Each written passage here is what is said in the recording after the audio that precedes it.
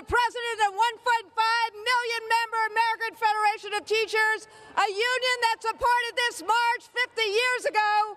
But first, I am proud to introduce a very important student activist, Sean Johnson. August 28, 1963, Dr. Martin Luther King Jr. and thousands of others marched on Washington for jobs and freedom. Congressman John Lewis was the youngest speaker, and now 50 years later, I am the youngest speaker. And I am marching for education, justice, and freedom. All over the country, public education is under attack. Public schools are closing in African American and Latino communities.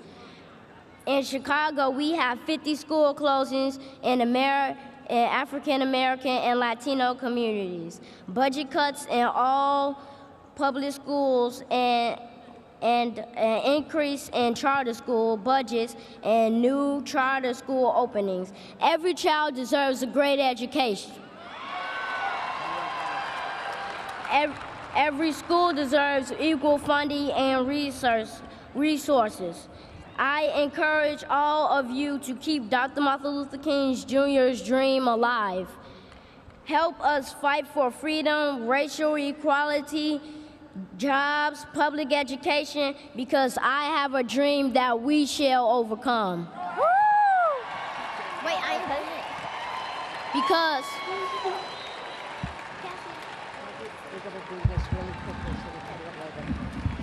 that is our future, and that is what we are fighting for, and that is what we fought for 50 years ago, and that is what we are fighting for now.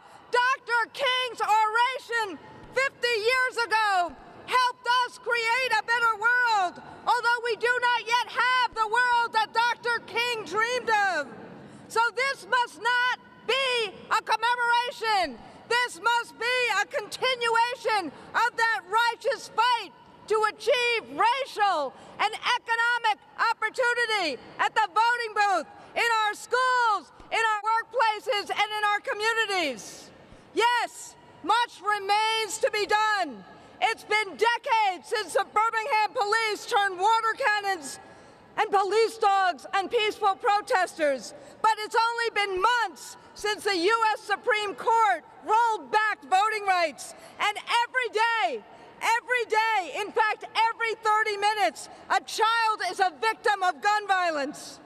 The whites-only signs may be gone, but there are still signs of injustice all around us. Children born poor today are likely to stay poor. High-poverty schools where kids need so much are given the least.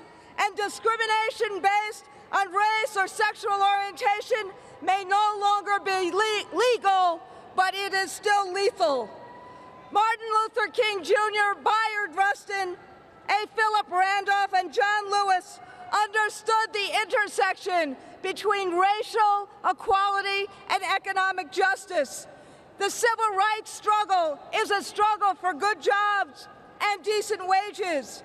And while not the only solution they got, that educational opportunity is the highway to economic opportunity, which is why we must reclaim the promise of public education.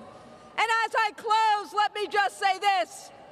We stand here today, a student, my friend and brother Lee Saunders, and myself.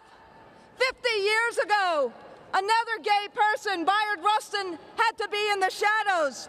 But today, I speak as a teacher, a worker, a labor activist, and a gay person deeply committed to my faith. This is who we must be, not only a country that believes in equality, but a country that acts on that belief. So let's take a lesson from King. Let's unite people of faith in a national day of prayer to end child poverty. Let's use sit-ins to oppose stand your ground laws. Let's have freedom ring for the message of equality to states that regard immigrants and same-sex couples as anything less than equal. And let's all of us, not simply educators, not simply parents or kids, stage nonviolent protests in districts that fail to invest in public education, that turn their back on struggling schools. We cannot let a Sean down. We cannot let generations of students down. That is why we march. That is why we march. That is why we march.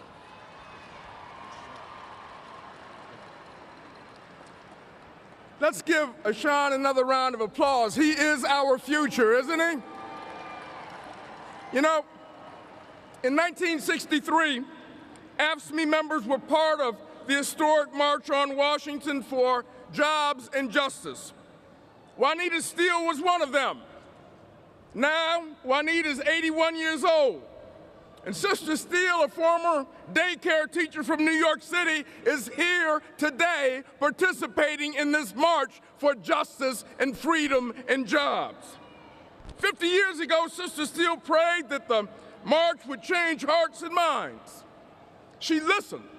She listened as Dr. King spoke about the fierce urgency of now, the whirlwinds of change, the new militancy.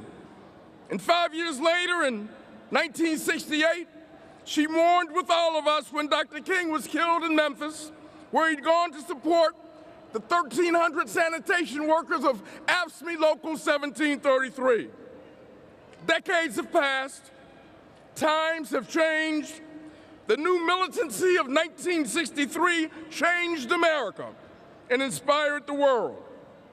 But the promise of democracy has not been made real for all of us.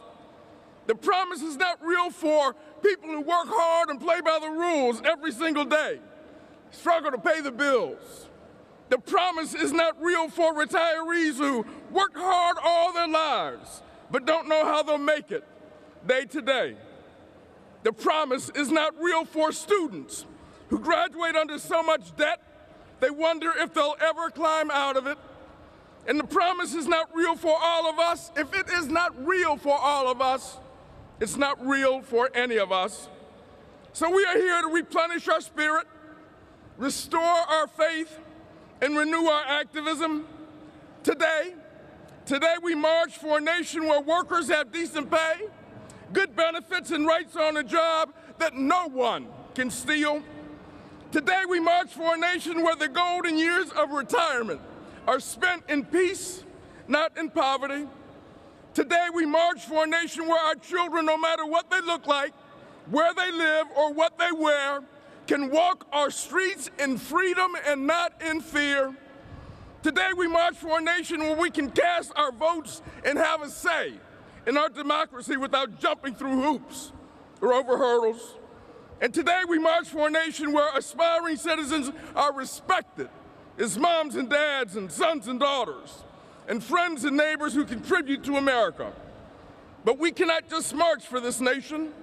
We've got to do whatever we can to build it. Don't let this moment pass. Make this moment count. Don't simply commemorate, agitate. Don't only memorialize, mobilize. Take this spirit back to your communities, your neighborhoods, your schools. Take this spirit back and keep it alive. Take this spirit back and let us raise our voices together. Let us demand justice together. Let us demand fairness together. And together, let us restore the American dream. 50 years ago, a 23-year-old man by the name of John Lewis asked a question. He asked, where is the equality for the maid who earned $5 a week in the home of a family whose income was $100,000 a year? Where is the equality for those of us who work in the southern fields from sunup to sundown for $12 a week? We're asking that same question today when the minimum wage is actually lower than it was half a century ago. 50 years ago, A. Philip Randolph stood with Brother Lewis and Reverend Dr. Martin Luther King and 250,000 men and women from across America to demand jobs and freedom. Unemployment then among African Americans was 10%. It's about 13% today. Our demands today are the same as they were 50 years ago. We need jobs for all Americans, and we need our freedoms. We need the freedom to have a voice at work, and we need the freedom to have our voices heard at our ballot boxes. Too many of our children who dream of a quality education, but who stare in terribly overcrowded classrooms while urban school districts close school after school after school. Our call for a higher minimum wage has become a desperate scream and a cry for our communities, because we cannot feed and clothe our families on $7.25 an hour. We cannot simply stand on this mall at the Lincoln Memorial. We must organize. We must take action for job creation and shared prosperity for all. It cannot wait. Our call is now. Our demand is now. Shame on us if we return here 50 years from now with the same demands. Jobs, freedom, and shared prosperity for all. Right. Good job. Good job. Good job. Good afternoon, America. On behalf of the 400,000 1199 members, some of who were here 50 years ago, as a matter of fact, I would like to offer this opportunity to the band to just take 5. Yeah. I got to beat them before the go-go music, because when go-go, you must go-go. But we are here today, sisters and brothers, not because we want a day in the park. We are here to say, yes, 50 years later, we've come a long way. But we still have a long way to go. And I don't know which is the greatest distance. But for us today, we must be prepared to go into action. If we are going to respect the work that was done 50 years ago, then we have to go back with the plan. And our plan must be that we will stand up and make this a country for working people once again. That we are going to demand that the wealthy in this country return this country to the working people. And the issues that you hear us talk about today, we need you to go back to your representatives and ask them, what are they going to do about this? And hold them accountable. While it is good to continue the march, if we go home and we don't practice what we're preaching today, we will miss this moment. And so I say to America, are we going to go back? Are we going to go forward? Are we going to make sure that those who say they represent us actually represent us? Because we need jobs. We need housing. We need health care. Thank you, U.S.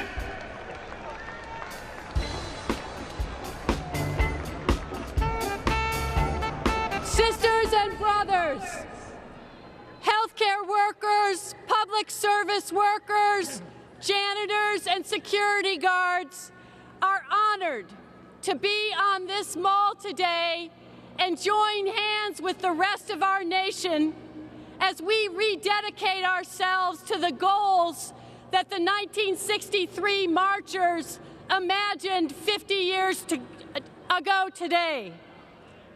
We stand for freedom.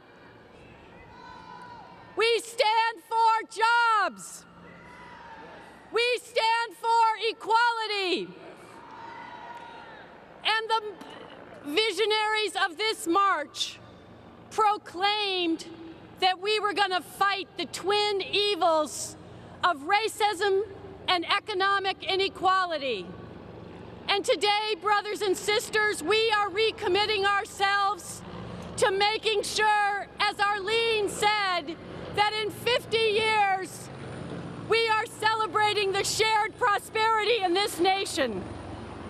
Dr. King knew that inequality could not be solved without lifting wages, which is why the $2 minimum wage was a central demand of the marchers in 1963. So perhaps it's fitting that this coming Thursday, August 29th, thousands of fast food and retail workers are going to take the courageous action of a strike to demand $15 an hour. And that $15 an hour is the equivalent of the $2 demand in 1963. This strike on August 29th will stand up with the courage of our conviction in the way that we stand on the shoulders of civil rights marchers from 1963. Something is wrong with a system when the corporations are making record profits and the workers have to rely on food stamps and Medicare and Medicaid in order to make ends meet. The fast food workers and retail workers are fighting for all of us, brothers and sisters. If they and other low-wage workers in this economy are able to win their struggle for higher pay, our economy and all of us will benefit. That's why the members of SEIU and many members of unions in this crowd are proud to say clean and safe. They'll have computers and iPads and whiteboards to help them learn. And most will come from homes where they have plenty to eat, a safe place to sleep, and will see a doctor if they're sick. But millions of a nation's children will find a very different world at their school. Students won't have access to computers or even up-to-date textbooks. And many of these children won't get enough to eat or enough sleep or be able to see a doctor when they're sick. Our nation doesn't have one education system, we have two. Some receive a fine education, but children from poor families are shortchanged. And that theft perpetuates the cycle of poverty. 50 years ago, Dr. King noted hundreds of thousands of Americans came to this place, here to cash a check to redeem the nation's promise of equal opportunity. Now is the time, he said, to open the doors of opportunity for all of God's children. Education. Education is the key that opens those doors.